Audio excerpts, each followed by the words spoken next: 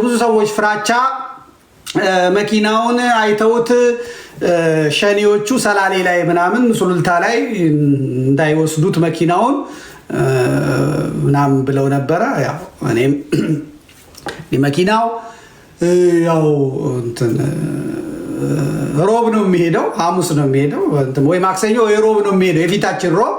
ስለዚህ ሸኔዎች ጠብቃችሁ ውሰዱ ብዬ ነበር። በእውነት ውሰዱ ሮብ ጠዋት ወይ ሐሙስ ነው የሚወጣው ብዬ ነበር። ግን ያው ተናግሬያለሁ ሮብ ወይ ሐሙስ ብዬ ነበር። ህዝቡ ለምን ቀን ትናገራለህ ብለው ነበር። ይውሰዱት እነሱስ ያለኛ ማን አላቸው ብዬ ነበር። ግን መኪናው ዛሬ በሰላም ባህር ዳር ገብቷል። ናቴ ዘጭ አርጎ ጭኖ ይኸው እንደምታዩት። ወይ ጉድ! እኔ ማክሰኞ ይወጣሉ ብዬ ስል እነሱ ባህር ዳር አልፈው ድልድዩ ላይ ቆመው እንትን ይላሉ። ዘጭ ናቴ ድምፁ ራሱ ደስ ሲተት እያለ ይኸው ላይ እናንተ ሀብት ነው። ይኸው ላይ እናንተ ሀብት ነው። ያልተሰረቀ ያልተገመደ ያልተነካ እናንተ ሀብት ነው። የእናንተ ሀብት ነው። ተጭኖ ዳይ ንዳው ፓፓፓፓ ያረኪድ ዘጭ ያው ድልድዩ አዲሱ ድልድይ እነ ተመስገን ጥሩን እና አብይ አህመድ በየጊዜው እየሄዱ የሚመርቁት ድልድይ መረቅ ነው። እኛም ያው በዋልድባ መኪና መረቅ ነው። በጣም በእውነት ንዱት ብዬ ነድተውታል። እንደምታዩት ባህር ዳር ገብቷል። ባህር ዳር ገብቷል። ሸኔዎች በጣም አዝናለሁ በእውነት። እኔ ማክሰኞ ልኬላችሁ እናንተ የምትፈልጉትን እንድትወስዱ በእውነት ለመተባበር ሞክሬ ነበር። ግን ይደረግ እንግዲህ ምንም ማድረግ አልችልም። በእውነት ቀድሞ ሄደ መኪናው። በእውነት ደግሞ ሰው ጨቀጨቀኝ እንጂ እንዴት መኪናውን ማክሰኞ ይሄዳል ትላለህ፣ ሮብ ትሄዳል ትላለህ፣ ሐሙስ ትሄዳለህ ትላለህ ይላሉ። ሄደ እንግዲህ መኪናውን የማባት ይላል። ግን ማክሰኞ እንዴት ነበር የፈለኩት፣ ግን መኪናው ሄደ ማለት ነው። በእውነት እግዚአብሔር ይመስገን። በሌላ እንተባበራችኋለን፣ በዚህኛው አምልጠናችኋል ይላሉ። ከተደመጥኩ እድሉን አግኝቼ ነው። ልክ እንዳለቀ አባቶች አትዋሉ አትደሩ አልኳቸው። ቀጥታ ወደ አዲስ አበባ ሄዱ አልኳቸው። ወደ አዲስ አበባ በኢትዮጵያ አየር መንገድ ሽር ብለው ሄዱ። አዲስ አበባ ገቡ ማለት ነው። እና አዲስ አበባ ሲገቡ ደግሞ ማጋ ምደውልበት አጣሁ።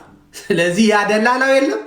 ደላላው 200 ምናምን ሺህ ብር ነው የሰጠው ደላላው። ከዚህ ከአባቶች የሚያገኝ ነበር፣ ከነዛ የሚያገኝ ነበር። በፍጹም አልፈልግም፣ ያንተንም አልፈልግም፣ እዛው ደህና ሆናለሁ። የአባቶችንም አልፈልግ፣ ደህና ሆናለሁ። ቤቴን ብቻ ይባርኩልኛል። ባርኩለት፣ ገብታችሁ ረፉለት አልኳቸው። ባለቤቱ አስተናግዳ እነዚያ ከተማውን የማያውቁ አባቶች ከቦሌ ሄዶ ተቀብሎ ፉሪ ነው ምናምን ወስዶ ቤቱ አሳድሮ ቤቱ ተባርኮለት ቆየ። በኋላ ቤተክርስቲያን ደግሞ ከዋልድባን የመጡት አባቶች ናቸው የሚለውን ነገር እኔም ተሰማኝ። ይህ ከአንዳንድ ወንድሞች ጋር ተናገርኩና ማረፊያ ቤተክርስቲያን ብትሰጥ ብዬ አልኩኝ። ለአባቶች ማረፊያ ብፁዕ አቡነ ፊልጶስ የቅድስት ሥላሴ መንፈሳዊ ኮሌጅ የበላይ ጠባቂ፣ እንደገና ደግሞ ደቡብ ያሉት አይታችኋል። እነዚያን በበረሃ ያሉትን የሚያጠምቁ የሚያስተምሩ፣ እንደገና ትልቅ አቡነ ሙሴ የሚባል ገዳም የከፈቱ ያኔ የተራቡ ጊዜ እህል ገዝተን ይላክልንላቸው እና አባታችን ቅድስት ሥላሴ መንፈሳዊ ኮሌጅ ውስጥ ማረፊያ አለ፣ ገዳማውያን ስትመጡ እዚህ ረፉ ብዬ በአደባባይ ተናግሬያለሁ። መጥተው ማረፍ ይችላሉ አሏቸው። ሲመጡም ደግሞ እነዛ ያስደነግጣሉ። የኔታ የተደመሙባቸው ብፁዕ አቡነ ዮሐንስ የሀገረ ስብከቱ ስራ አስኪያጅ የተደነቁ በእውነት አባታችን እግዚአብሔር ይስጥልን። እንግዲህ አንድ ትምህርት ቤት የተማርነው አብረን ልበል እንጂ እኔ ማታ ቢሆንም ያው እሳቸው ቀን ቢሆኑም እዛ አብረን የተማርነው አባትና ልጆች ነን። ያው አንዳንዴ ደግሞ ውል ሲልብኝ አይታችኋል፣ አለቃቸውም አባታችን ይሄ ትክክል አይደለም ይሄ ብዬ እንደ እብድ ጮኸች። ይሄን ሁሉ አይቆጥሩትም። ደስ ያለኝ እሱ ነው። እንዲህ ብለህናል ነበር አይሉኝም አባቶቼ። ደስ ያለኝ እሱ ነው። አባቶቼን ተቀብለው አስተናግዷል። ምክንያቱም መዋቅሩ እንዲጠበቅ ፈልጋለሁ ማለት ነው። መንደር ለመንደር እንድንሸሽ እንድንሮጥ አልፈልግም። ቤተክርስቲያኔን መዋቅሯ እንዲጠበቅ እንዲከበር ፈልጋለሁ። ሰዎቹ ነገ ሊያልፉ ይችላሉ፣ ሊሄዱ ይችላሉ። አሁን እነዚህ ሰዎች ገዳም ሄደው የሚያወሩትን ተመልከቱ። ዋልድባ ሄደው የሚያወሩትን ተመልከቱ። ሄደን ብፁዕ አቡነ ፊልጶስ የሚባሉ ተቀብለውን እንዲህ ያደረጉልን መስተንግዶ የተቀብሉ ሲባል እንዴት ደስ ይላል። ከዛ ለአባቶቼ ምን አልኳቸው? ከተቻለ ቅዱስ ፓትርያርኩ ጋር ቡራኬ ይቀበሉ፣ ዋና ስራ አስኪያጁን ያግኙ፣ ዋና ጸሐፊውን ያግኙ፣ የቤተ ክርስቲያኒቷ መዋቅር ይዩ። ቤተ ክርስቲያንም የገዳማት መምሪያ አለች፣ ሄዳችሁ አግኙ። ስለዚህ እኔ የቤተ ክርስቲያኔ ውጤት ነኝ። ይህ ሁላ የተሰራው በቤተ ክርስቲያኒቷ ልጆች ላይ ነው። ቤተ ክርስቲያኒቷ ለእኔም አስተምራኝ ቦታ ሰታኝ፣ የማታም ቢሆን ዲፕ ይለኛል። ሲሳይ የሚባል ልጅ አለ፣ የወልቃይት የምንጣላው ማለት ነው። ዘመዴ ዲፕ ይለኛል እና ዲፕሎማ ማለቱ ነው። ዲፕሎማ የማታ ተማሪ ነኝ እንደ ኒቆዲሞስ ቢሆንም ግን እግዚአብሔር መቼም የሚሰራበት አይታወቅም እና ሰርቶብኛል። እና ስለዚህ የቤተክርስቲያኒቷ ሀብት ነኝ። እኔ ደግሞ ከየትም አላመጣሁትም። ምዕመናን ደግሞ ገንዘቡን የሰጡት ያኑን ላይ የተጋደሉት የቤተክርስቲያኒቷ ልጆች ናቸው። ቤተክርስቲያኒቷ ደግሞ መዋቅር አላት። ሰዎቹን ልንወዳቸው ላንወዳቸው፣ ልንጠላቸው ምንላቸው እንችላለን። ስለዚህ ገዳማውያኑ ሲመጡ አሁን ቅድስት ሥላሴ ብፁዕ አቡነ ፊልጶስ ሲቀበሏቸው፣ ከዚያ ቅዱስ ፓትርያርኩ ጋር ሄደው ቡራኬ ሲቀበሉ፣ ከዚያ ስራ አስኪያጁ ጋር ሄደው ቡራኬ ሲቀበሉ፣ ከዚያ ዋና ጸሐፊው ጋር ሄደው ቡራኬ ሲቀበሉ፣ ከዚያ ገዳማት መምሪያ ሄደው ሲነጋገሩ በጣም ደስ ይላል። እዚህ በቃ ይሄ ግንኙነት እንዲኖር ስለፈለጉ ቅዱስ ፓትርያርኩ ያሟቸዋል። አልቻሉም። ቅዱስ ፓትርያርኩ ጋር መግባት አልተቻለም። መውረድም ስላልቻሉ ቅዱስ ፓትርያርኩ አልተቻለም። ግን ብፁዕ ስራ አስኪያጁን ዋና ጸሐፊውን ብፁዕ አቡነ ዲዮስቆሮስን አግኝቷቸዋል። አቡነ ዲዮስቆሮስ እንደውም እየሄዱ ከመኪናቸው ወርደው ነው ያገኟቸው። አባቶችም ቡራኬ ከብፁዕ አቡነ ዲዮስቆሮስ ከጠቅላይ ቤተ ክህነቱ ዋና ጸሐፊ ተቀብለዋል ማለት ነው። ቪዲዮን ማየት እንችላለን። እየሄዱ ነው። ዝም ብለህ አጫውተው አንተ። አባቶች ሊቀ ጳጳሱ እግር ስር ይሄ ነው በቃ ማረጉ ይሄ ነው። እነዛ ገዳማውያን ቢሆኑ ሊቀ ጳጳሱ አሉ ከመኪናቸው ወርደው እየወጡ ስለሆነ የገዳማት መምሪያ ኃላፊው አባ ላይኩን አሉ፣ ሲኖዶስ ዋና ጸሐፊ አሉ። በጠቅላይ ቤተ ክህነቱ ግቢ ውስጥ አባቶቻችን ተንበርክከው ጸሎተ ማርያም ተቀብለው አቤትትና እንደዚህ ሆነን በመፈጠራችን ራሱ እንደዚህ ሆነን በመፈጠራችን እንኳንም ኦርቶዶክስ አይሆንም፣ እንኳንም የተዋሕዶ ልጆች ሆነን፣ እንኳንም ባለማተቦች ሆነን ይሄ ነው ትሕትና። አባታችን ባርከዋቸው እነሱም ብራኪያቸውን ተቀብለው እና የኢትዮጵያ ኦርቶዶክስ ተዋሕዶ ቤተክርስቲያን ዋና ጸሐፊው እኚህ ናቸው ብለው አይተው ቡራኬ ተቀብለው ሄደዋል ማለት ነው። አቡነ ሳዊሮስም ጋር እንዲገቡ ብዬ ነበረ። እንግዲህ አልተቻለም ወይ አልነበሩም እንጂ እሳቸው ፈቃደኛ እንደነበሩ ሰምቻለሁ። ቅዱስ ፓትርያርኩን መዋቅሩን ከዛ ደግሞ የገዳማት መምሪያ ዋናው ኃላፊው ጋርም ገብተው ነበር። አባ ላይኩን ጋር እሳቸውንም ማየት ትችላላችሁ። አባ ላይኩን ጋር ገብተዋል። አባ ላይኩን ጋር ገብተው አውርተው ቡራኬ ተቀብለው ነው የወጡት።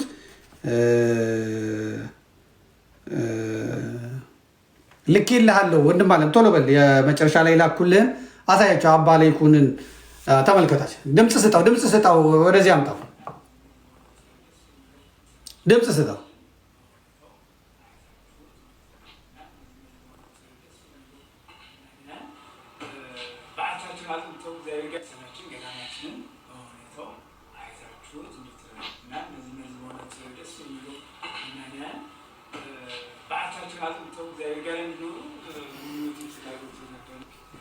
ፎቶቸው አለ። ይሄ ነው ዋናው የበርሜል ጊዮርጊስንም ያስተዋወቀ ይሄ ነው።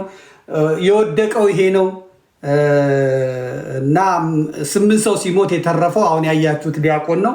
ጥርሱ በሙሉ 32 ጥርሱም ተናግቷል። አሁን ባህር ዳርም ሕክምና ይወስዳል። እዛ የክህነት ትምህርቱን እየወሰደ ነው። ዋና ትልቁን ስራ የሰራው ይሄ ወንድማችን ነው ማለት ነው። እንግዲህ ወደ መኪናው ነው የምንሄደው። እነዚህን ካገኙ በኋላ አባታችንም ሄደው መኪናውን ሲረከቡና ሲያስረክቡ ቤተ ክህነት እንድትገኝ ነው ያደረግኩት። ቤተ ክህነት እንድትገኝ እና የቤተ ክህነቱ የሚመለከታቸው ደግሞ የገዳማት መምሪያው ፎቶቸውን አምጣው ስልጣናቸውን እንዲያዩ ማለት ነው። የቢሮ ውስጥ ያለውን ፎቶቸውን አምጣልኝ ወንድም አለ። ይሄ እንግዲህ ለእናንተ ሪፖርት ነው የሚቀርበው። ስለዚህ መላከ ኃይል አባ ለይኩን ግፋወሰን ይባላሉ። በኢትዮጵያ ኦርቶዶክስ ተዋሕዶ ቤተክርስቲያን የገጠር አብያተ ክርስቲያናት ገዳማትና የአብነት ትምህርት ቤቶች የእርዳታ ማስተባበሪያና ማደራጃ መምሪያ ኃላፊ ናቸው። ከክቡርነታቸው ጋር በጣም ተነጋግረናል። ብዙ ችግር አለ ታውቁታላችሁ፣ እዛ ውስጥ ያለውን አሰራር ግን ለመስራት እየጣሩ እንደሆኑና እኔም ደግሞ የነሱ ልጆኝ የነሱን ስራ ስለሰራውላቸው እጅግ እንደተደሰቱ በጽሁፍም በቃልም በስልክ አውርተናል። በተደረገው ነገር እጅግ ደስተኛ ናቸው። ስለዚህ መኪናውንም ሲረከቡ እርሶ ሄደው ቁልፉን እንዲያስረክቡ፣ እኔ የቤተክርስቲያን ልጅ ነኝ፣ የሰጠው የቤተክርስቲያን ልጆች ናቸው። ቤተክርስቲያን ደግሞ በመምሪያ ኃላፊዋ በኩል ሄዳ እንድትሰጥ፣ መምሪያው ባይገዛውም እኔ ማለት የቤተክርስቲያኒቷ ልጅ ነኝ። ስለዚህ ተቋማዊ ትስስሩ በጓሮ የሚደረገው ነገር ሳይሆን በግልጽ በአደባባይ የተገኘው ይሄን ያህል ብር ነው፣ የታቀደው ይሄን ያህል ነው፣ ይሄ ነው የሚሰራበት፣ ይሄ የተገዛው ብለው ቤተክርስቲያኒቷ እንድታውቅ ነው ያደረግኩት። እግዚአብሔር የተመሰገነ ይሁን። በጣም ደስ በሚል ሁኔታ ሄደዋል ማለት ነው።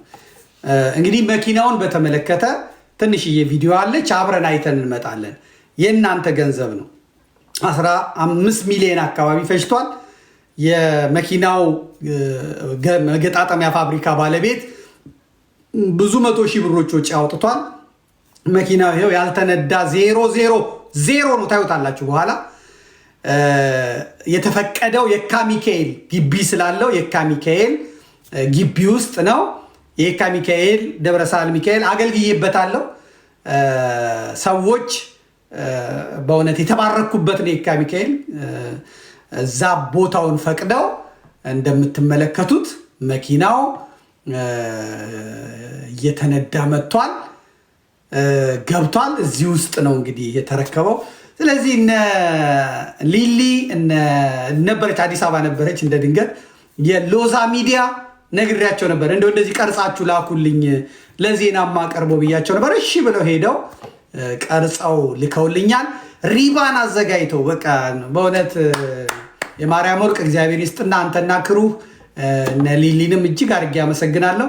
ሪባን ሁላ ተዘጋጅቶ ሪባን ተቆርጦ ቁልፋቸውን ተረክበዋል ማለት ነው። እንደምትመለከቱት አያችሁ ቤተክርስቲያን የትም ቢሆን እኛ ስለሆነ እዚህ ገብቷል። ማርያም ወርቅ የገዳማት እርዳታ ማስተባበሪያው አባታችን አባ ለይኩን ግፋወሰን እና የመኪናውን የሸጡት አካላት መጥተዋል ማለት ነው። በሚገርም ሁኔታ ሊብሬው ጋር ሲሄዱ ብድክ ብለው የመንግስት ኃላፊዎቹ የቢሮ ሰራተኞች፣ ታርጋው ጋር ሲሄዱ ታርጋው ጋር ተሯሩጠው ራሳቸው የቢሮ ኃላፊዎች የቢሮ ሰራተኞች። አያችሁ እግዚአብሔር ካረዳ ይሄ ይሆናል አይሆንም። በአጭር ቀን በሁሉ ነገር ሁሉ ምንም ያለምን እንከን ያለምን ሙጣ ውረድ የእጅ የለ በእግር መሄድ የለ ምናምን። እነሱም ከተማውን አያውቁም፣ ግን እግዚአብሔር ረድቷቸው ሁሉን ነገር ጨርሰዋል ማለት ነው። ቪዲዮዋን አይተን እንምጣ።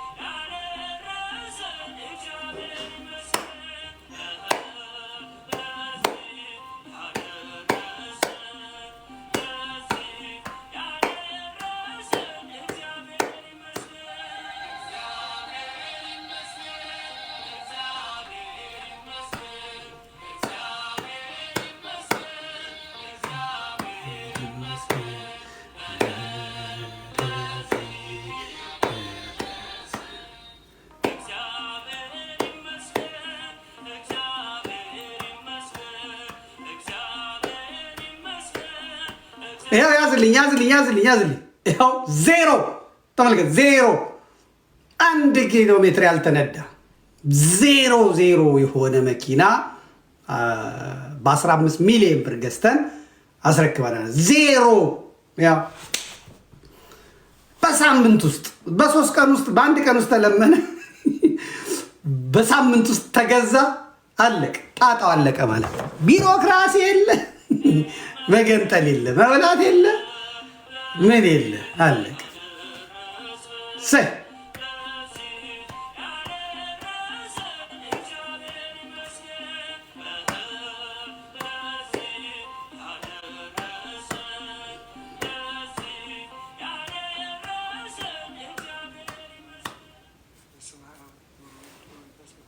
ድምፅ ስጠው። እግዚአብሔር አምላክ እንግዲህ ወዶና ፈቅዶ እኛ ችግራችንን ስንገልጽ ያው የቀለብ ችግር፣ የአልባሳት ችግር ነበረብን። ከዛም ማን ይድረስልን እያለን ስንጨነቅ ከብቶች አባቶች በደህናው ሰዓት ያቋቋሟቸው ከብቶች ነበሩና እነሱን ሽጠን ያውም በቂም ባልሆነው ነገር እንዴት እናድርግ እነሱም አላባቁን እያለን ስንወጣ ስንወርድ እመቤታችን እንግዲህ በቸርነቷ መምህር ዘመድኩን በቀለ ወይም አክሊለ ገብርኤል በወንድሞች አማካኝነት ያው ዲያቆን ገብረ አማኑኤል የሚባል ልጅ ከወልድ በሚማር ልጅ አለ።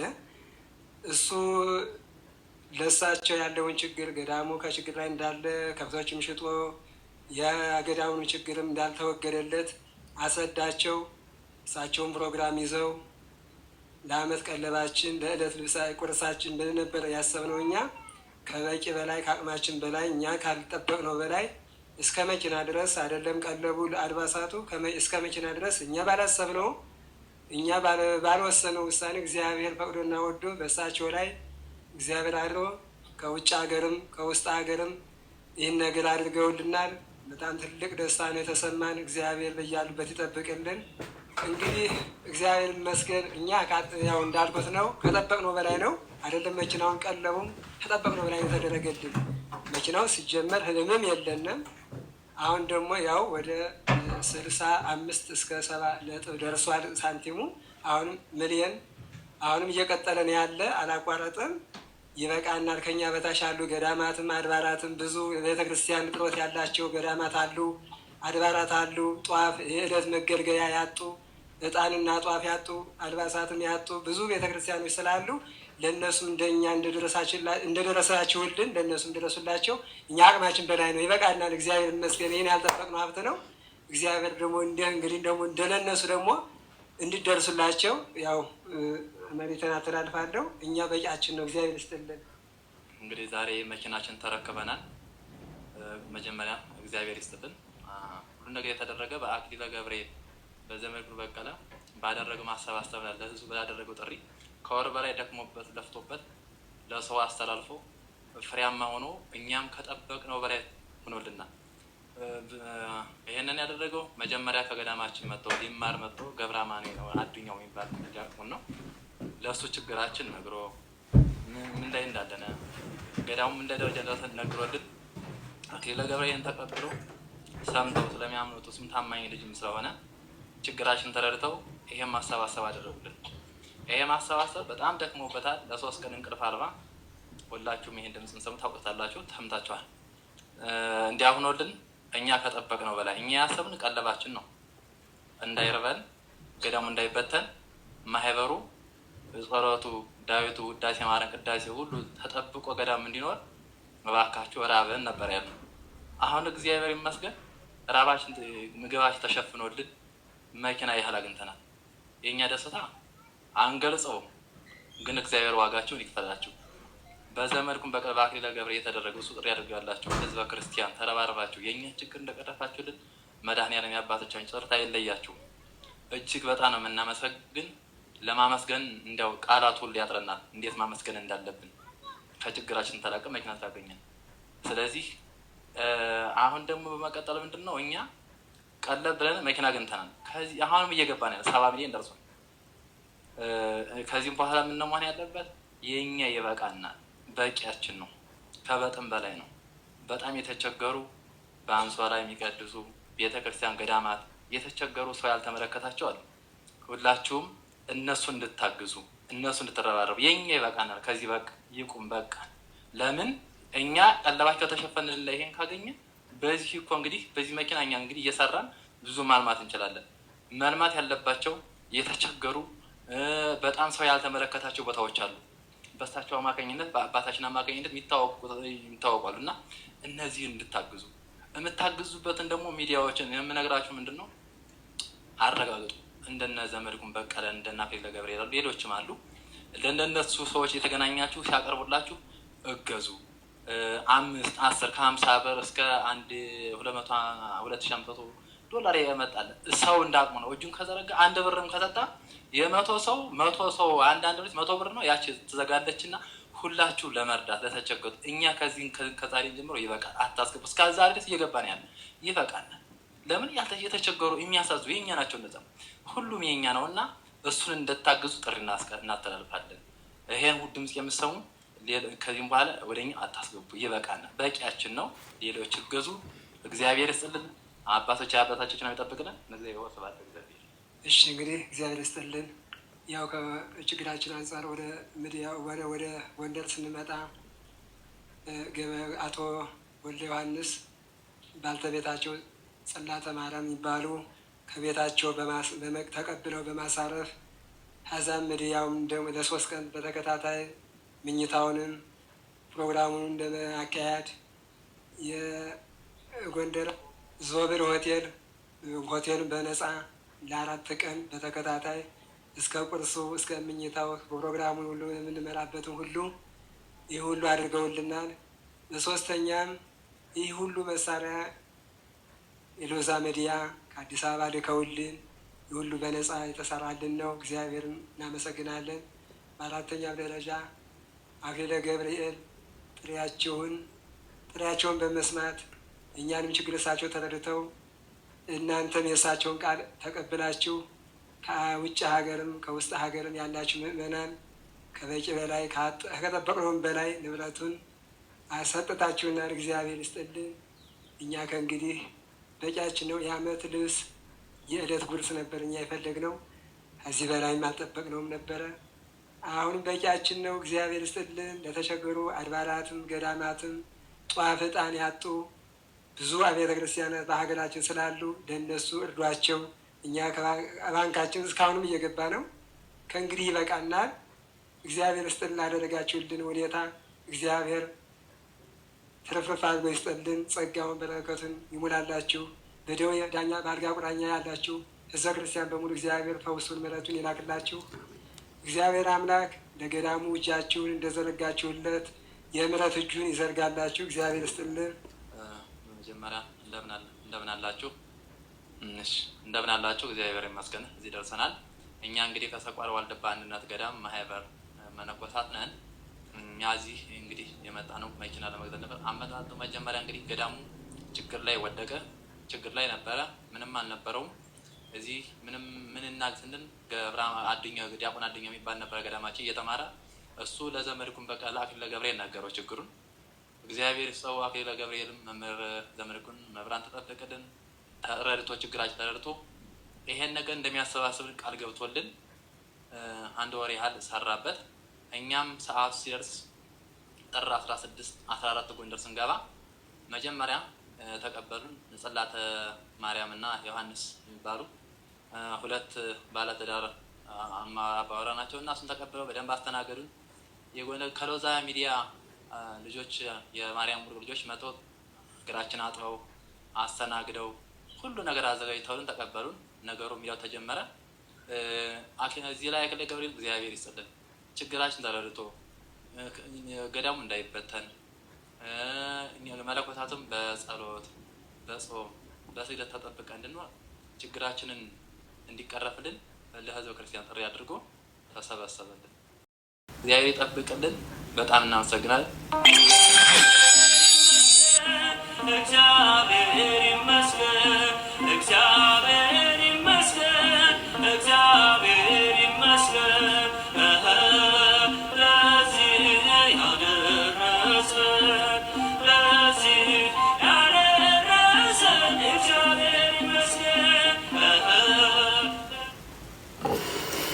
እግዚአብሔር የተመሰገነ ይሁን።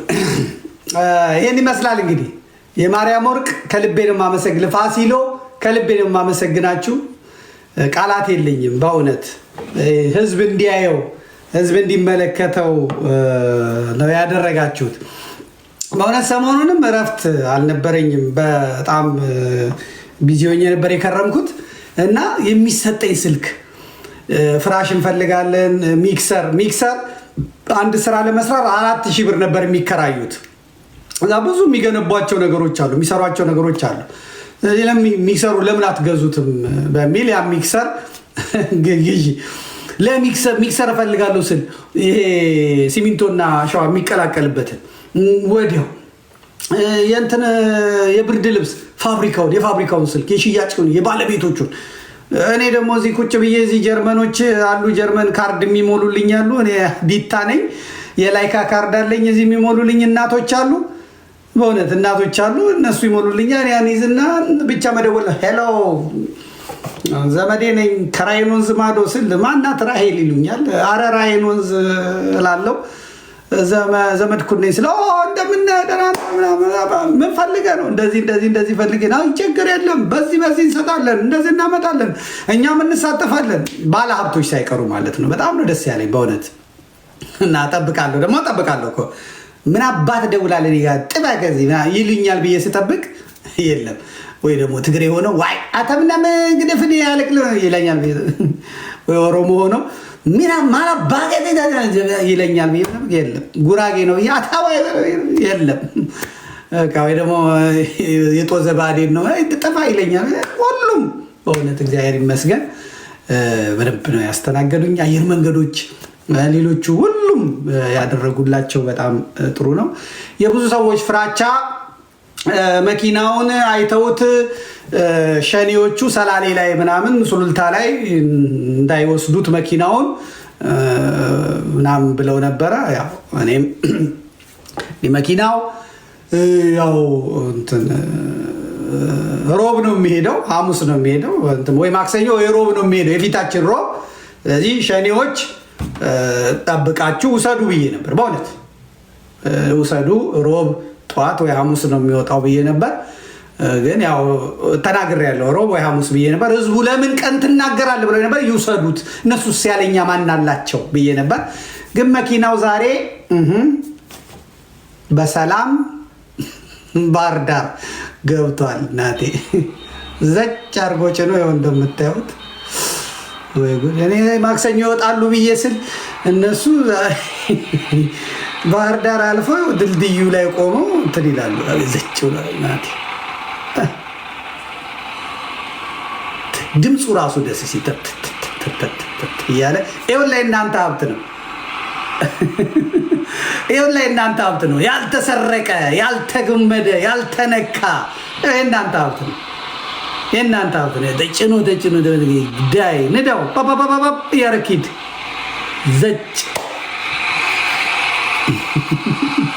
ያው ድልድዩ አዲሱ ድልድይ እነ ተመስገን ጥሩን እና አብይ አህመድ በየጊዜው እየሄዱ የሚመርቁት ድልድይ መረቅ ነው። እኛም ያው በዋልድባ መኪና መረቅ ነው። በጣም በእውነት ንዱት ብዬ ነድተውታል። እንደምታዩት ባህር ዳር ገብቷል።